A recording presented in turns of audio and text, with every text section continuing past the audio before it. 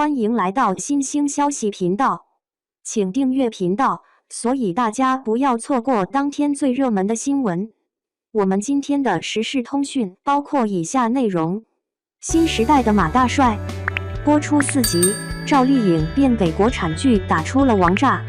郑晓龙、刘雪松、姚远联合导演，赵丽颖、刘薇、唐岑、罗晋、曹征、张可盈、张喜前、池鹏、林思义、刘衍辰、钱洁、马新墨、宋元福、辛鹏、冯雷、王志飞、宋嘉伦、陈伟等主演的农村生活剧《幸福到万家》于6月29日正式播出。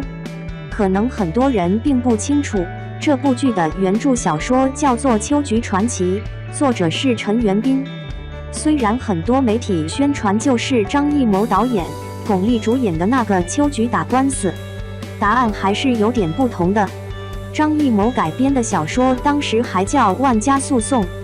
后来原著作者有过实地采访中国新农村生活，于是重新修改小说《秋菊传奇》。原著讲述了村妇秋菊打官司、秋菊开会、秋菊打假、秋菊杀人等历程，相对来讲还是比较复杂的。电视剧目前来看有些偏主旋律，后面剧情未必会完全尊重原著，最后会获得幸福生活那种情况。同时这部剧的编剧叫赵东陵，也就是之前结束的《警察荣誉》的编剧。导演郑晓龙也就不提了，可以说是中国顶级电视剧导演之一，《甄嬛传》的地位不用多提。后面的剧集质量虽然差了点，但也不烂。这种顶级团队的强联合，自然让电视剧播出有了保障。这部剧目前已经播出4集，质量和口碑还是相当不错的。观众充分对于表达这种婚闹的现实问题给予了较高程度的好评，但它能否成为国产剧现实主义王炸，还是要看后续剧情表现。目前来看，现实话题起来了，能否有力度很关键。赵丽颖 Happiness to 10,000 Homes 到底好在哪里？他是新时代的马大帅。Happiness to 10,000 Homes 的导演郑晓龙曾经拍过《金婚》，但是这部剧的原著，特别是张艺谋那个电影版更有马大帅那种魔幻现实主义的味道。这部剧确实是有望成为新时代马大帅这种作品的。这部剧目前只播出了4集，而它一共有40集，前4集只是交代角色、前期故事剧情框架以及吸引观众的基调。这部剧前4集也就抛出这部剧第一个重要的戏剧冲突，那就是低俗婚闹的问题。前2集这个剧情倒也很简单，就是赵丽颖饰演的女主角和幸福结婚，结果妹妹和幸运被万家的儿子万传家借着婚闹的时候非礼，和幸运真的是一点都不幸运。幸亏无助当中姐姐和幸福及时解围，给了万专家一板凳。但和幸运的男朋友因为听到了这一切，还以为和幸运被强暴，所以不原谅女友。结果就是和幸福结个合，自己叫幸福并不幸福，妹妹和幸运并不幸运，自己被非礼，感情还破裂了，而且因为闹起来影响名声，妹妹不得已又外出打工。关键是妹妹的遭遇还不算什么，后来的发展才叫做中国特有的魔幻现实主义。明明是妹妹被非礼，结果和幸福的公公婆婆以惹不起万家为由，非得逼得和幸福去给万家道歉。和幸福动手是不对，于是去道歉了。那万传家非礼自己妹妹，是不是要给妹妹道歉？张艺谋的电影《秋菊打官司》是村长踢了秋菊丈夫命根子一脚，要让村长道歉。电视剧里和幸福是要让万传家道歉，结果万传家和万家不肯，而且在和幸福公公婆婆还有周围的村民看来，和幸福打人是不对，把事情闹大了是不对，明明婚闹就是热闹嘛。结果和幸福凭一己之力坚持向万家讨要说法，势必要为妹妹讨回公道。结果连母亲都在问，你这样图啥？这种非常魔幻现实主义的剧情，不能说每天都在这片土地上上演。但是伴随城市化以来，旧风俗和新文化碰撞造成的各种社会问题，确实经常引起网友的讨论。很多问题甚至成为中国人民幸福生活的一个顽疾。Happiness to 10,000 Homes 前4集讲述的内容并不多，就是通过婚闹这个社会顽疾的戏剧冲突，引出了和幸福的一家、万家一家等角色的人物性格、家庭情况、社会地位，再到从这件事背后延伸出类似的中国人生百态。才播4集，Happiness to 10,000 Homes 就出现不少好演员，赵丽颖表现不如预期。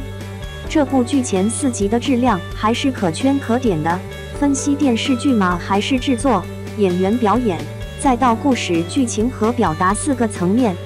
郑晓龙导演的电视剧在技术层面从来不是国产剧顶级，比如同样是农村剧，明显没有正午阳光的《山海情》的电影质感。这部剧的制作水平也就一般般。而说到主演的话，严格说来，这部剧绝对大女主。前4集赵丽颖的表演只能说不功不过了，肯定不能和电影版巩俐的80年代农村妇女比较。哪怕赵丽颖的角色是新农村的年轻女性，也就是新农村有像她这样漂亮的小娘子，气质未必像以前农村女孩的土气。但是新农村和幸福的认死理的倔强，赵丽颖眼神和微表情把握上面不够，导致透露气质上面有一点柔弱，诠释的不是那么让人信服。前4集诠释角色的人设和现实主义爆点的剧本在顶，当然40集的电视剧只播出4集，这个角色是需要成长的，后续的表现还要再多看看。至于唐曾饰演的老公王庆来，还有万老爷子，尤其是和幸福的公公婆婆，在观众眼里只是更有印象中农村人的气质。哪怕和幸运的演员张可盈在这几场戏的处理上也算可圈可点，把那种柔弱少女感觉演绎得很好，尤其是与男友打电话的那场戏，和幸运在得知自己被嫌弃后那种痛苦和后悔伤心的表情还不错。至于剧情里面的某些细节，某些网友说办婚礼时穿白婚纱，同时酒席规格太过豪华，甚至女主角和妹妹白白嫩嫩、干干净净还那么漂亮，不够接气的。我个人认为这个都还好，毕竟什么叫新农村？什么叫真正的农村生活？这个江浙的农村叫农村，云贵的农村叫农村，大西北的农村也叫农村，同样是农村，但也是天差的别。网友说太假了，看得指哪个农村生活了？电影《秋菊打官司》是陕西省宝鸡市陇县，而且还是80年代末期，所以《秋菊打官司》里面更加落后，更有原生气息是很正常的。这部剧设定农村不是《山海情》90年代的西北农村，也不是电影版的陕西宝鸡农村，而是江浙宁波市和黄山市的新农村。大家仔细想想，2020年的中国江浙地区新农村还能穷到哪里去？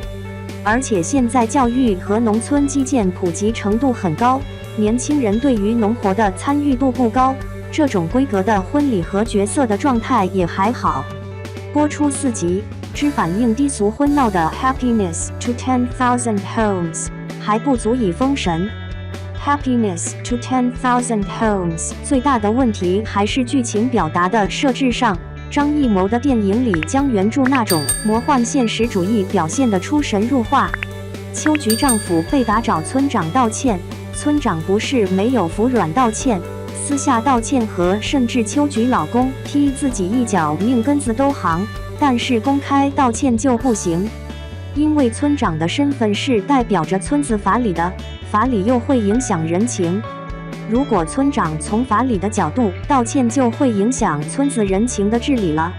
村长如果公开向秋菊道歉了，那今后村子还怎么管？开了口子就不好办了。但秋菊要的就是公开道歉，让自己服气，不被村子里其他人戳脊梁骨非议。为此还一层一层闹到上面去了。结果人家问他是不是要以打人犯法将村长抓起来，最后村长真的因为打人被警察抓了，甚至还判刑了。秋菊又完全懵了，因为他要的只是村长公开道歉，不是村长被抓被判刑。说白了，这个原著也好，张艺谋的电影版《秋菊打官司》也罢，它讲的就是一个新中国在新时代的法律建设与旧时代中国人情社会管理的一个冲突，也就是法理和人情的冲突，只是整个过程显得有些魔幻现实主义。Happiness to 10,000 homes 最大的担心不是其他什么东西，就是剧本上面法理与人情冲突的设置。目前4集就是用低俗婚闹引爆了现实主义议题的点。之前很多打着现实主义旗号的都市剧也是这样干的，因为要迅速抓住观众的眼球。但这部剧有40集，还有30多集，这代表它必须要用一个又一个现实议题，结合女主角的遭遇，形成一个又一个的戏剧冲突。特别是这个女主角讲理这一点造成的法理和人情的冲突是很重要的，可以说是这部作品的核心。前4集这个表达还是不错的，和幸福只是想给妹子找个道理，丈夫老实巴交也不是太想惹事。和幸福的公公婆婆表面责怪儿媳妇，但是私下赔钱还是维护家人。村支书万善堂也不是坏人，他是真的带领万家庄发家致富的好村支书，儿子犯罪也不包庇，直接责备，就是教育不行。这个扯到最后的主要问题，仍然还是低俗人情引爆的法理和人情的冲突。原著里面还有秋菊打官司、秋菊开会、秋菊打假、秋菊杀人等情节。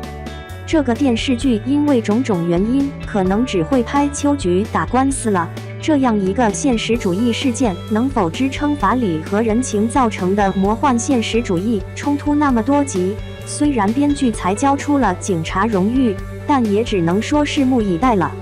没想到警察荣誉之后，国产剧这么快就又迎来一部王炸。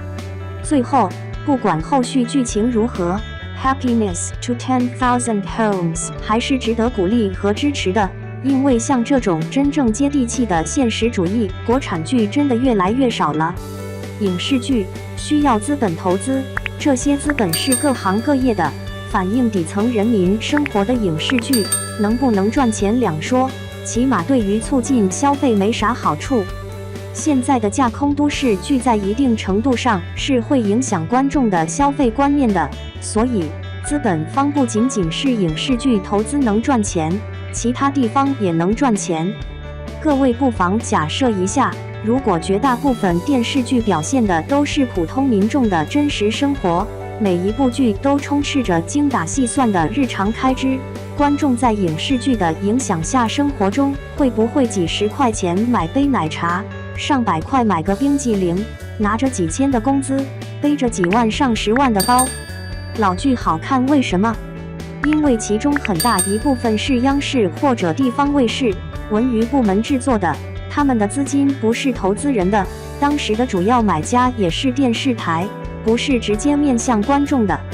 以前的制作模式被网络淘汰，新的模式决定了制作不出有内涵、有思想、有内容的小众影视剧。只要不赚钱就没有投资，不要觉得自己喜欢看这类影视剧就有市场。大众还是喜欢偏娱乐向的作品。警察荣誉之所以好看，便是导演编剧没有被这种思维给绑架，在艺术和商业上做到了平衡。